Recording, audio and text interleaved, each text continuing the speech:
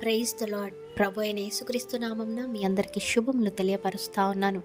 ఈ యొక్క వాగ్దానాలచే మీరు ఆదరింపబడినట్లయితే తప్పకుండా ఇతరులకు షేర్ చేయడానికి ప్రయత్నించండి. చాలా సంఘాలకు కాపరులుగా ఉంటారు.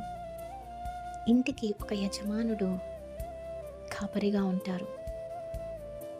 అయితే మీ సంఘంలో ఉన్న వారికి, మీ కుటుంబంలో ఉన్న వారికి మీ ప్రేమను, మీ రక్షణను, కాపుదలను, బాధ్యతను కనుపరుస్తున్నారా? మంచి మార్గంలో నడిపిస్తున్నారా? లేదా మీరే తొట్టిల్లిపోతున్నారా? ఒక్కసారి ఆలోచించండి.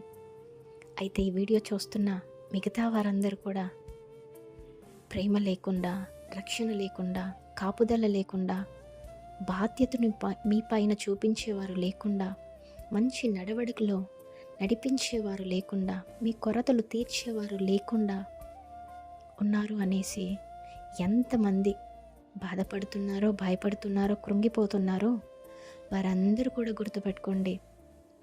ఒక్క వ్యక్తి ఉన్నారు, ఆయనే దేవుడు. సో ఎప్పుడైతే ఈ యొక్క యెహోవాను మీ కాపరిగా చేసుకుంటారో మీకు ప్రేమ కలుగుతుంది, రక్షణ కలుగుతుంది, కాపుదల ఉంటుంది, సంరక్షణ ఉంటుంది, మంచి మార్గంలలో నడిపింపబడతారు.